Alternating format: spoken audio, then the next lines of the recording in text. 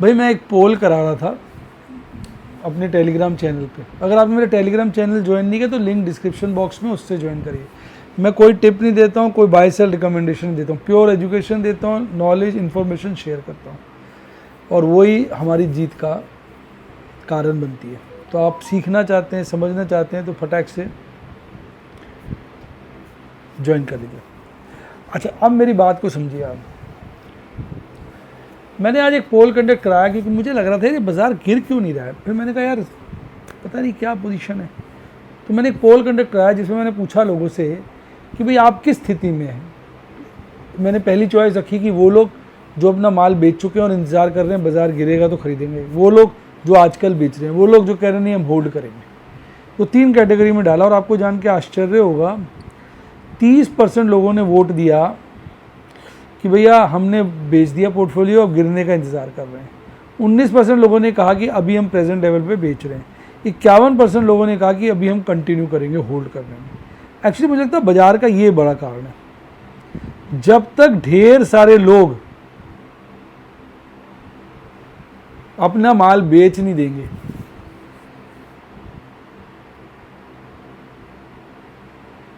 और बाद में जब तक उनको फोमो की फीलिंग नहीं आ जाएगी, पहले लोग बेच दें, फिर उनका वो फोमो की फीलिंग आ जाए, फिर हायर रेट पे एंटर कर जाएं, फिर बाजार गिरेगा। अभी तो जिन्होंने बाजार बेच दिया वो दुखी हो रहे। बाजार गिरेगा तो डेफिनेट है, पर 25 जाके गिरेगा, 26 जाके गिरेगा, 27 जाके गिरेगा, ये पता है। एक्चुअली होता क्या है, बाजार में फेज़ आता है जिसमें लोग कहते हैं बड़ा बढ़ गया, हम बेच के वेट करते हैं। फिर लोग कहते हैं कि वो निकल जाते हैं, वेट करते रहते हैं। दूसरे लोग होते हैं जो बेच रहे होते हैं। तीसरे होते हैं कि नहीं अभी हम होल्ड करेंगे। तो एक स्टेज ऐसी आती है जब बहुत सारे लोग बेच चुके होते हैं पर तब भी बाजार चढ़ता रहता है। फिर जो लोग बेच चुके हैं तो उनको फोमो हो जाता है, यार ये क्या हुआ, ये क्या बाजार तो गिरेगा नहीं। वो वापस री एंटर करते हैं हायर लेवल पे। जब हायर लेवल पे काफ़ी एंट्री हो जाती है फिर धड़ाम से बाजार गिरता है। अब वो एंट्री हायर लेवल पे काफ़ी कब हो गई ये हमें नहीं पता। अब आप मुझे बताइए आप किस कैटेगरी को बिलोंग करते हैं। वो कैटेगरी जो माल बेच के वेट कर रहे हैं बाजार गिरेगा, वो कैटेगरी जो अभी माल बेच रहे हैं तेज़ी के साथ कि भैया अब तो बहुत हो गया, और वो कैटेगरी नहीं हम तो होल्ड करेंगे। फटाफट कमेंट में लिख दीजिए डार्लिंग, मैं सारे कमेंट पढ़ता हूँ।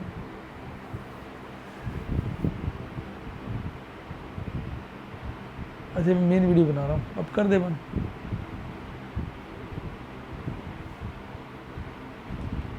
क्या आप भी शेयर बाज़ार में एफएनओ की बारीकियाँ और डिफरेंट स्ट्रैटेजीज़ सीखना चाहते हैं?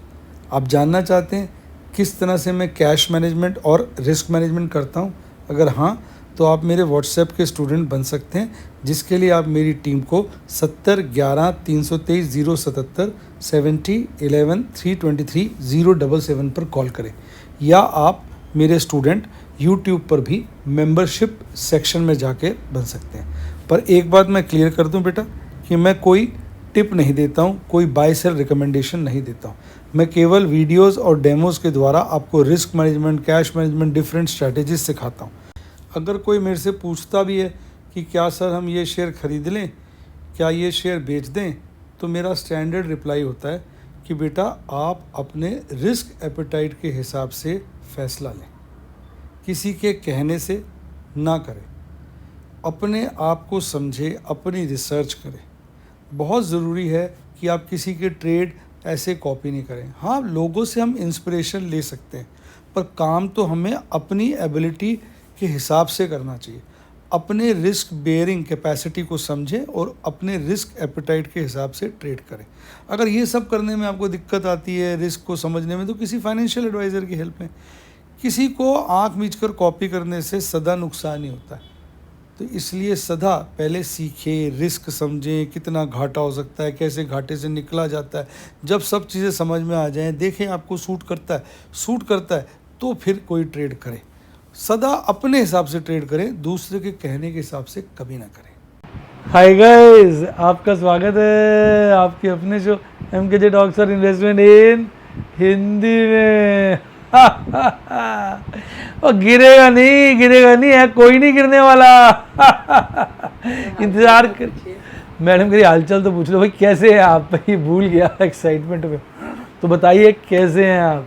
पर भैया मैं बता दूं ये गिरने वाला नहीं है बाजार, लगता है। आज यूएस के बाजार फुल टॉस गर्म है, यूरोपियन बाजार सारे लाल में है, और एशिया बाजार मिले जुले संकेत के साथ थे। जापान गिरा था लास्ट टाइम 2%, उसके बाद बंद हो गया बेचारा, खुला ही नहीं, पता नहीं क्या प्रॉब्लम है, छुट्टियां चल रही होंगी। आज ऑस्ट्रेलिया बढ़ा हुआ था। तो यानी ओवरऑल बाजार और अपना बाजार लाइफ टाइम हाई बना रहा था। यानी मैं कहता हूँ, कहते ना लोग, कोई ना गिरे, गिरेगा नहीं बादशाह हो, गिरने वाला नहीं है। पंजाबी में बोलते, हरियाणा राजस्थान में तो कोई ना गिरेगा जी, कोई ना गिरेगा। अब कहने का मतलब ये है कि बाजार साला गिरने का नाम नहीं लेगा। इस चक्कर में लोग जो हैं बड़े कंफ्यूज हैं, खरीद पा नहीं रहे। एक तो वो लोग हैं जो बेच के बैठे हुए हैं, गिर जा गिर जा गिर जा बाबा गिर जा, खरीदेंगे, वो तो वेट कर रहे हैं। एक जो कह रहे हैं भैया अब बहुत हो गया बेचो, और तीसरी कैटेगरी है वो जो कह रहे हैं नहीं यार अभी तो बाजार चढ़ सकता है। अब प्रॉब्लम ये है कि जब तक ऐसा माहौल नहीं बन जाता कि सारे बुलिश हो जाएं, बाजार गिरेगा नहीं। हाँ, एक बजट का बड़ा इवेंट है। अब मैं बजट के इवेंट पे आपको बताऊँ, मैं देख रहा हूँ विक्स बढ़ रहा है, बाजार भी बढ़ रहा है।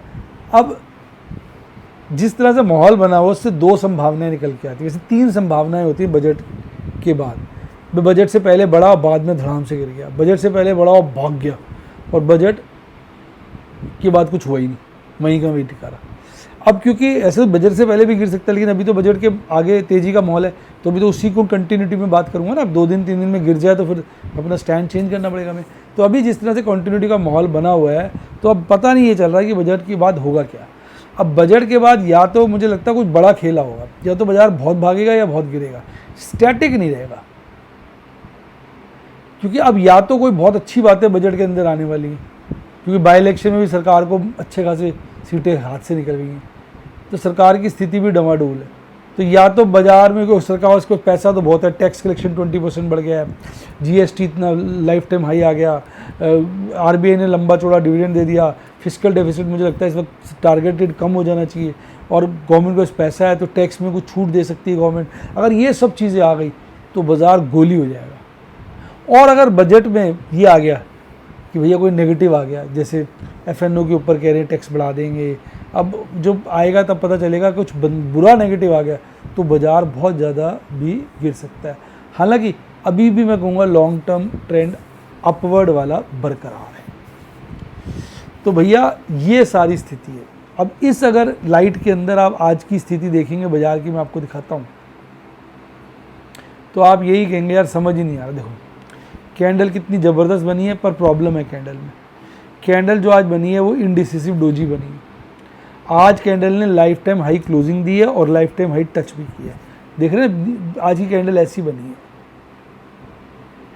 ऐसी, इसको बोलते हैं इंडिसिसिव डोजी। जहाँ खुली लगभग वहीं बंद हुई है, और ऊपर नीचे की विक बराबर है, यानी बाजार को समझ नहीं आ रहा जाए तो जाए कहाँ। अदरवाइज कैंडल की लोकेशन अच्छी है, मूविंग एवरेज में कैंडल अच्छी है, और जो बियरिश क्रॉसओवर था वो बुलिश वापस बनता नजर आ रहा है, बियरिश बना ही नहीं। आरएसआई बहुत ज़्यादा मजबूत है, यानी टेक्निकली बाजार बहुत ज़्यादा स्ट्रॉन्ग है। अब आप देखिए, मैं आपको दिखाता हूँ बाजार खुला कहाँ, 24,587 पे, बंद कहाँ हुआ 24,586 पे, वहीं बंद हुआ जहाँ खुला, एग्जैक्ट वही पॉइंट। कल बंद हुआ था 24,502 पर। तो ये खुलना और जब मिलना बराबर होता है तो कैंडल फिर ऐसी बनती है। क्योंकि बंद थोड़ा नीचे हुआ है तो हल्की सी ये कैंडल लाल होनी चाहिए, पर बिल्कुल 1 पॉइंट का फर्क है तो ओवरलैप ही करगी, इसलिए ना तो लाल दिख रही है ना हरी दिख रही है। और दूसरा ये भी होता है कि जो कैंडल ये जो होता है ना, तो बाद में एवरेज आ जाती है, और उस वक्त थोड़ी सी वो ऊपर अपर की साइड होगी, एवरेज हल्की सी नीचे आ गई, तो कैंडल दिख ही नहीं रहा हरी है ये लाल है, क्योंकि वो बिल्कुल ओवरलैप हो गई है। तो इसलिए इसको बोलते हैं इंडिसिसिव डोज, क्योंकि ऊपर नीचे की विक भी बराबर है। अब आप देखिए ओवरऑल मूड माहौल, फिर से ग्रीड लगातार बढ़ रहा है, बाजार तेज है तो ग्रीड बढ़ेगा ही, पर अभी भी रीजनेबल लेवल्स पे 80 के पार आता है ना, जैसे यहाँ आया था तब थोड़ा सा डर लगता है। अच्छा, अब ये और थोड़ा सा कम हो गया तो बेटर ही कहेंगे इसको, अब ख़राब तो नहीं कह सकते। क्रूड कम हो गया, बेटर ही कहोगे, रुपया थोड़ा महंगा हो रहा है, फिर ये बैड है। ये थोड़ा सा बड़ा है तो ये भी हल्का सा बैड है। 2 फेवरेबल है, 2 बैड है, पर डीआईज कमाल कर रहे हैं। आज फिर डीआईज ने लगभग 8800 करोड़ से ज़्यादा की नेट खरीदारी करी, जिसमें से लगभग 2700 करोड़ की कैश सेगमेंट, 1350 करोड़ की इंडेक्स फ्यूचर्स और लगभग 4800 करोड़ की स्टॉक फ्यूचर खरीदारी हुई। एफआईडीआईज ने मौका देके माल थोड़ा सा बेचा, लेकिन फिर भी आप देखेंगे कैश सेगमेंट में बड़ी खरीदारी आई है, 2350 करोड़ से ज़्यादा की, बाजार गर्म था। अब फिर से ये लॉन्ग 80 के पार हो गई है, तो थोड़ा सा ओवरबॉट तो है ही इस वक्त एफआईस, और ये भी 58.15 आ गई है, ओवरबॉट है। मुझे लगता है आपकी बार ये 60 के दर्शन हो जाएंगे। आप पूरे चार्ट में देखो, आज तक 60 मैंने से कभी नहीं देखा। देख रहे हैं आप, मेरे पास डाटा है मई 2022 से, कभी भी 60 क्रॉस नहीं किया, और आज का लेवल मुझे लग रहा है ऑलमोस्ट हाईएस्ट लेवल है। इससे ऊपर कब था देखिए, इससे ऊपर यहाँ था 58.28, यानी ये था 31 मई 2022 में, 2.5 साल पहले, 2.5 साल 2.5 साल के बीच। मुझे लगता है इस बार ये 60 के दर्शन करा देगा। गाना ना, हम तुम दोनों जब मिल जाएंगे एक नया इतिहास रचाएंगे, हे हे। इस वक्त इंडेक्स और स्टॉक लॉन्ग दोनों मिल गए, ये हम तुम दोनों मिल गए, अब ये नया इतिहास रचाएंगे, क्योंकि ये भी 80.43 है, इसका हाईएस्ट यहाँ था अभी कुछ समय पहले 3 जुलाई को 83.85 ये हाईएस्ट था। उससे पहले ये भी कभी 80 नहीं पहुंचा था। तो एक तो इतिहास रच चुका है, तो दूसरे की बाकी है, ये 60 के पार जाएगा। अच्छा, आपको क्या लगता है कमेंट में लिखिए। आज सारे इंडेक्स हरे में थे और गजब ढारा था, सबसे ज़्यादा तेज था। ध्यान से देखिए, आपका निफ्टी नेक्स्ट 50, मिड कैप 50 और मिड कैप 100, और सबसे कम अगर देखा जाए तो अपना निफ्टी बैंक चढ़ा हुआ था और उतना ही निफ्टी 50 था, यानी जो चोखे इंडेक्स थे वो कम चढ़े हुए थे। कल निफ्टी बैंक की एक्सपायरी है, क्योंकि परसों छुट्टी है। कल हो सकता है बड़ा सा कांड, बड़ा कांड हो सकता है कल, क्योंकि कल निफ्टी बैंक की एक्सपायरी है, नीचे की तरफ या ऊपर की तरफ। फिर एक दिन की छुट्टी है, फिर निफ्टी 50 को निपटेंगे। अब आज जो गोली बना था ओएनजीसी, अबॉट इंडिया, अपोलो टायर्स, गेल, रफ्तार पकड़ रहे थे जैनी, और गिरने वालों में एशियन पेंट। थोड़े दिन चढ़ता है, लंगड़ा घोड़ा है, चल पाता नहीं है, 2 दिन दौड़ता है, 6 दिन 10 दिन पड़ा रहता है। एलटीआई माइंट्री ठंडा हो रहा है। एस्ट्रल, कमिंस, ये वो शेयर हैं जो अपनी बैंड बजवा रहे थे। 31 शेयर आज बढ़े हुए थे, 19 शेयर घटे हुए थे। नीचे में 24,522, ऊपर में 24,635, 110 पॉइंट की रेंज में बजाज घूमता रहा। तो ONGC, SBI life, Shriram finance, Bajaj auto, SBI, NTPC, UltraTech, ये गोली बने हुए थे। मरने वालों में सबसे आगे एलटीआई, माइंट्री, फिर Asian paint, Grasim, Tata steel, Axis bank, tech Mahindra और टीसीएस। आज थोड़ा सा आपका टेक शेयर भी डाउन था, इसकी तो हमने चर्चा कर ली। अब इसकी बात करते हैं। 24,586 में बंद हुआ, 24,600 पकड़ो। कॉल रेटिंग बहुत बड़ी है, पुट रेटिंग बड़ी है, पर कॉल रेटिंग प्रोपोर्शनेटली तो पुट रेटिंग ज़्यादा बड़ी है, 3 गुना हो गई है, 3 गुना से भी ज़्यादा। कॉल रेटिंग दुगनी भी नहीं हुई है, 1.5 पौने 2 गुनी हुई है, लेकिन ओवरऑल को एब्सोल्यूट टर्म्स में कॉल रेटिंग पुट रेटिंग से ज़्यादा है। और मैक्सिमम पेन इस वक्त 24,500 पे, सेकंड हाईएस्ट 25,000 पे। तो बाजार अपवर्ड बायस्ड ही है। पीसीआर मंथली तो वहीं चल रहा है, 23,500 पे पुट रेटिंग और 25,000 पे कॉल रेटिंग, और मैक्सिमम पेन जो है आपका 24,000 पे।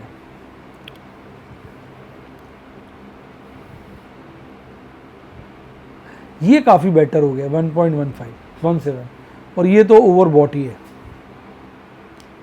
तो यार खतरा तो बना हुआ है। मंथली एक्सपायरी ज़रा खतरनाक लग रही है, सबको गर्म कर दिया है। 7 बढ़े हुए थे, 5 गिरे हुए थे। 52,278 पे बंद हुआ था, 52,330 पे खुला। खुलते ही 2 बार 3 बार बॉटम बनाने की कोशिश करी। 52,154 का फाइनल बॉटम था। 52,662 यहाँ पकड़ा, और 53,357 के लाइफ टाइम हाई से लगभग कुछ नहीं तो आप कह सकते हो 700 पॉइंट दूर था। अब देखते हैं कल इसका क्या रिकॉर्ड बनता है। अब bank of Baroda, PNB, SBI, बंधन, इंडसइंड बैंक और कोटक महिंद्रा टॉप 6 थे। बॉटम 6 में एक्सिस, एचडीएफसी था। बड़े बैंक तो गिरे हुए थे, एक्सिस सबसे ज़्यादा एक्सिस गिरा हुआ था। इसकी कैंडल थोड़ी ढीली है, हालांकि आज पकड़ने की कोशिश कर रही है। देखिए आज थोड़ा सा उठने की कोशिश कर रही है, और यहाँ बियरिश क्रॉसओवर है, पर आज बियरिश क्रॉसओवर कम हो गया, हरा हिस्टोग्राम है, और यहाँ थोड़ा उठने की कोशिश कर रही है, वो अपने आप में अच्छी बात है। और बियरिश क्रॉसओवर हल्का सा कम हुआ है। आरएसआई भी 60 के नीचे तो RSI ठीक ही है, ठीक है ना। अब 52,455 में बाजार बंद हुआ, 52,500 पे आओ, कॉल रेटिंग कम हुई है, पुट रेटिंग बढ़ी, यानी 52,500 की चौकी तो कॉल राइटर्स के हाथ से निकल गई है।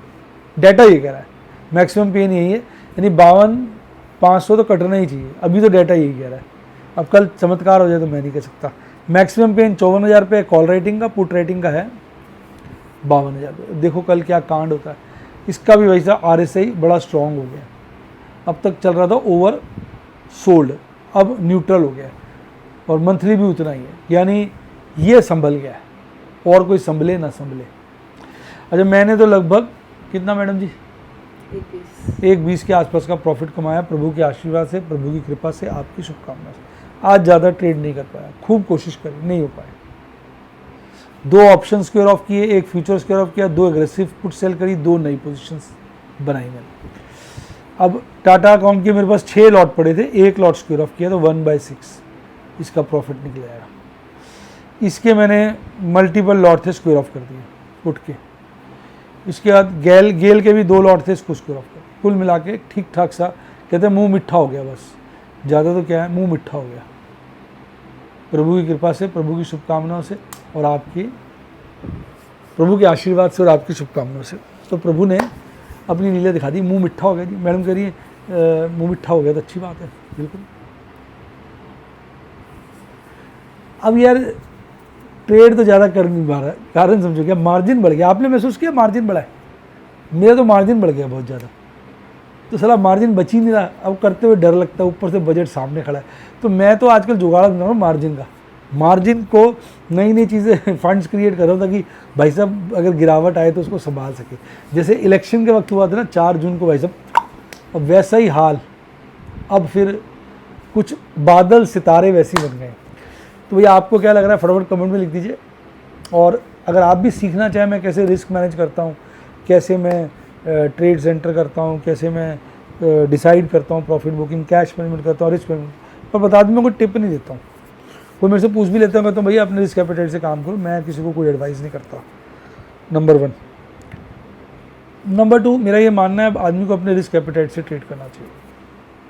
अगर आप सीखना चाहते हैं तो ही मेरे स्टूडेंट बनिए। नंबर है 7011-323-077, 7011-323-077। डिस्क्रिप्शन बॉक्स में अगर आपने डीमैट अकाउंट खुलवाना है उसका लिंक है, और मेरी टीम को भी कॉल कर सकते हो इस नंबर पे। यूट्यूब पे भी मेंबर बन सकते हो। इसी के साथ साथ bye, God bless you, happy investing, और आप स्टॉक मार्केट के बेताज बादशाह बने।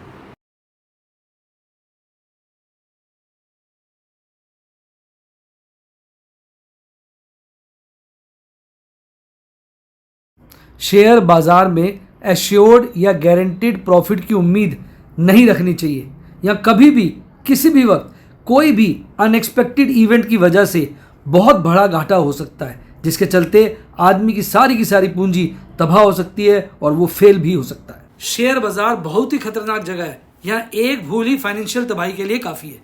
मैं केवल एजुकेशनल वीडियोस ही बनाता हूँ, मैं कोई बाय सेल रिकमेंडेशन नहीं देता हूँ। चर्चा किए गए स्टॉक उदाहरण के लिए हैं और खरीदने या बेचने की कोई रिकमेंडेशन नहीं है। मेरा यह मानना है कि शेयर बाजार में निवेश किसी के कहने पर नहीं करना चाहिए, बल्कि अपने रिस्क एपेटाइट और जानकारी के हिसाब से करना चाहिए। सदा याद रखें, जिसने ली टिप उसकी हुई डिप। शेयर बाजार में निवेश जोखिमों के अधीन है। निवेश करने से पहले सभी संबंधित दस्तावेजों को ध्यान से पढ़ें।